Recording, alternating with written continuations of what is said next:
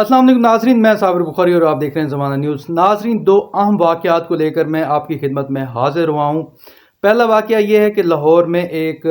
गुंडागर्दी का माहौल देखने को मिला। लाहौर में बीजिंग अंडर पास में ये वाक़या कैसे पेश आया, क्यों आया, और इसमें ये जो प्रोटोकॉल था, ये किसका प्रोटोकॉल था, और वो जो बंदा था जिसको तशद्दुद का निशाना बनाया गया वो कौन था, ये सारी डिटेल मैं आपको बताऊंगा। ये ख़ास बात इसमें ये है कि ये जो प्रोटोकॉल था ये इंतहाई अहम लोगों का था। ये अहम लोग कौन थे ये मैं अभी बताता हूँ। इससे पहले हम डिस्कस कर लेते हैं डीआईजी इमरान कश्वर को, जो 9 मई के जेआईटी के सरबराह थे। एक अहम उनको ओहदा सौंपा गया था, जिम्मेदारी सौंपी गई थी कि 9 मई आपको पता है कि पाकिस्तान में एक अहम वाक़या है जिसको लेकर इस्टेब्लिशमेंट और जो हुकूमत है नून लीग पीपल पार्टी, ये इक़्तिदार पर काबिज़ हैं 9 मई को बहाना बनाकर। तो ये एक अहम आपको पता है ये वाक़या था, और उसकी जो सरबराही थे, इन्वेस्टिगेशन इंचार्ज थे जेआईटी के, वो थे डीआईजी इमरान कश्वर। अब उनका मुबैना जो एक रेज़िग्नेशन सामने आया है, इस्तीफ़ा सामने आया है, और उन्होंने आईजी के नाम जो इस्तीफ़ा भेजा है। पहले तो बात यह है कि कहा जा रहा है कि इनको इस्टेब्लिशमेंट को भेजना चाहिए था, इस्टेब्लिशमेंट डिवीज़न को भेजना चाहिए था, मगर उन्होंने आईजी पंजाब को जो है वो अपना इस्तीफ़ा भेज दिया है। तो इसमें क्या कानूनी कदगन हो सकती है, इस हवाले से भी बात की जा रही है कि आईजी को भेजने के बजाय उनको इस्टेब्लिशमेंट डिवीज़न को भेजना चाहिए था इस्तीफ़ा, मगर उन्होंने आईजी को भेज दिया है। और मुबैना तौर पर ज़रा के मुताबिक डीआईजी इमरान कश्वर लाहौर में तैनात थे, डीआईजी थे, एडमन के मामला देख रहे थे, और मुबैना तौर पर वो डिसहार्ड भी थे क्योंकि डीआईजी के जो सिलेक्शन बोर्ड था उसमें उनका नाम जो है वो मुबैना तौर पर डेफर कर दिया गया था। और इमरान कश्वर को इस बात का गुस्सा था, और वो ये समझते हैं कि इस सारे मामलात के पीछे जो असल शख्सियत हैं जो उनकी मुखालफत कर रही हैं वो है आईजी पंजाब डॉक्टर उस्मान अनवर। और इमरान कश्वर को इस बात का गुस्सा था, इस वजह से उन्होंने इस्तीफ़ा जो अपना आईजी पंजाब को भेज दिया है। और ये आईजी पंजाब की टेबल में कल या परसों पहुंच जाएगा, और उसके बाद आईजी पंजाब इस पर क्या फ़ैसला करते हैं, क्या इमरान कश्वर को बुलाकर वो उनको समझाकर वापस कर देंगे उनका इस्तीफ़ा, या इस्टेब्लिशमेंट डिवीज़न को भिजवा देंगे, ये अभी 1-2 दिन में क्लियर हो जाएगा। मगर उस्मान अनवर की जिस तरह एक्टिंग है वो कमाल की एक्टिंग करते हैं, और वो हमदर्दी हासिल करने का कोई मौका हाथ से नहीं जाने देते, इसलिए कभी उम्मीद है कि वो इमरान कश्वर को बुलाकर उनको थपकी देंगे, उनकी थोड़ी जो है वो तसल्ली उनको देंगे, और ये इस्तीफ़ा वापस हो जाएगा। अभी तक के जो मामलात हैं वो ये लग रहे हैं, और रीज़न इसमें यही है, उनका नाम डेफर किया गया। आईजी पंजाब ने काफ़ी चीज़ों में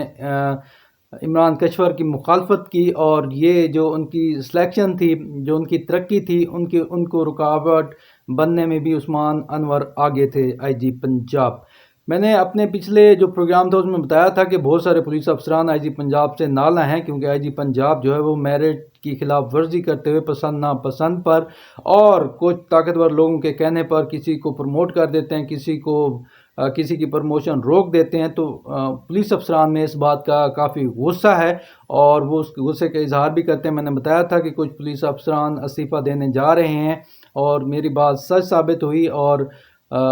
इमरान कश्वर जो है वो पहला कतरा साबित हुए। और मुबैना तौर पर ज़रा के मुताबिक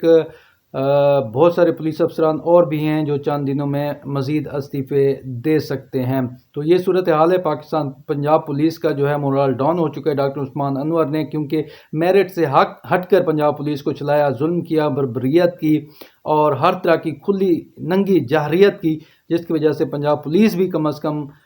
جو ان میں غیرت والے پولیس افسران ہیں وہ بھی اس کے اگینسٹ کھڑے ہو گئے ہیں، اور مبینہ طور پر تو یہی اپنی ترقی کو لے کر ہی عمران کشور سامنے آئے، مگر بہت سارے اور پولیس افسران بھی ہیں جو بد ہیں، بد ہیں اس آئی جی سے، اور وہ بھی اپنا استعفیٰ پیش کر سکتے ہیں، کیونکہ ان کو اپنا دکھ بھی ہے کہ ان کی پروموشن نہیں ہوئی، اور دوسرا وہ یہ سمجھتے ہیں کہ پنجاب کے جو آئی جی ہیں یہ ظلم کر رہے ہیں عوام پر، اور پولیس کے جو رولز ہیں اس کی خلاف ورزی کر رہے ہیں۔ بات کریں بیجنگ انڈر پاس لاہور میں پیش آنے والے افسوسناک واقعے کی، جس میں دیکھا جا سکتا ہے کہ ایک شخص پر سیکیورٹی گارڈز جو ہیں وہ تشدد کر رہے ہیں، اور جو نوجوان ہے وہ بھی ریزسٹنس کرتا ہے، اور اچھی خاصی ریزسٹنس کرتا ہے، مگر وہ اکیلا ہوتا ہے، دوسری طرف کافی سیکیورٹی گارڈز ہوتے ہیں، اس کو تشدد کا نشانہ بھی بنایا جاتا ہے، جس کے بعد معاملات جو تیزی سے آگے بڑھتے ہیں، پولیس بھی مبینہ طور پر ان کو گھیر لیتی ہے، کچھ سیکیورٹی گارڈز کو گرفتار بھی کیا گیا ہے، اور ذرائع کے مطابق یہ جو شخص تھا اس نے 2 بار اوورٹیک کرنے کی کوشش کی، کیونکہ یہ ڈیلیگیشن جا رہا تھا، ڈیلیگیشن میں بتاتا ہوں عام شخصیت کا تھا، تو ڈیلیگیشن کو کراس کرنے کی یا سائڈ مارنے کی یا اندر گھسنے کی کوشش 2 بار اس نے کی، اس شخص نے مبینہ طور پر تصدیق اس کی پراپر نہیں ہو سکی، مگر جو اہم ذرائع نے مجھے بتایا ہے کہ 2 بار اس کو سمجھایا گیا کہ سائڈ پر ہو جاؤ، مگر وہ شخص سائڈ پر نہیں ہوا، اور وہ لاہوری ایک خاص سٹائل ہوتا ہے اس کے مطابق وہ چلتا ہوا وہ دوبارہ بھی ڈیلیگیشن کے اندر گھسنے کی کوشش میں یا سائڈ ساتھ چلنے کی کوشش میں تو تکرار ہوئی، اور اس شخص کو تشدد کا نشانہ بنایا گیا۔ پولیس کی کارروائی ہوئی، کچھ جو سیکورٹی گارڈز تھے ان کو گرفتار بھی کیا گیا، اور یہ ساری ڈرامہ بازی تھی، یہ گرفتاری، یہ سارا عمل یہ میڈیا کو دکھانے کے لیے تھا، یہ جو بلبلہ اٹھا تھا سوشل میڈیا پر، آپ کو پتہ ہے کوئی چیز وائرل ہو جائے تو پھر مجبوری ہو جاتی ہے سیکورٹی اداروں کی بھی اور اداروں کی بھی کہ اس معاملے کو دبانے کے لیے کچھ ایسا لائحہ عمل تیار کیا جاتا ہے کہ عوام کا جو جوش ہے، جو غصہ ہے، اس کو ٹھنڈا کیا جائے، اور اس کے لیے کچھ ایکٹیویٹیز کی جاتی ہیں، اور اس سلسلے میں بھی ایک ایکٹیویٹی کی گئی کہ گارڈز گرفتار ہو چکے ہیں، انصاف ہوگا، بول بالا ہوگا انصاف کا، مگر ایسا کچھ نہیں ہوگا۔ مبینہ طور پر میرے ذرائع کے مطابق ابھی تک FIR بھی لانچ نہیں کی گئی۔ لاہور پولیس کے جو ترجمان ہیں ان سے بھی میری بات ہوئی، انہوں نے کچھ پروف بھیجے کہ جی کارروائی ہو رہی ہے، برقی پولیس کر رہی ہے کارروائی، اور SP جو ہیں وہ بھی ایکٹیو ہیں، SHO بھی ایکٹیو ہیں، اور تیزی سے کارروائی ہو رہی ہے۔ بالکل پولیس ایکٹیو تو ہوئی، مگر مبینہ طور پر ذرائع کے مطابق یہ جو ڈیلیگیشن تھا، یہ جو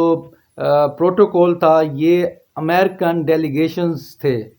یہ امریکن ڈیلیگیشن تھا، عام شخصیات اس میں سوار تھیں، اور آپ کو یہ معلوم ہوگا کہ امریکن ڈیلیگیشن جو ہے یا امریکن کونسلیٹ آفس جو ہے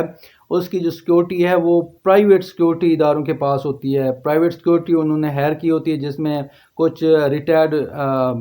پولیس افسران ہوتے ہیں، کچھ ریٹائرڈ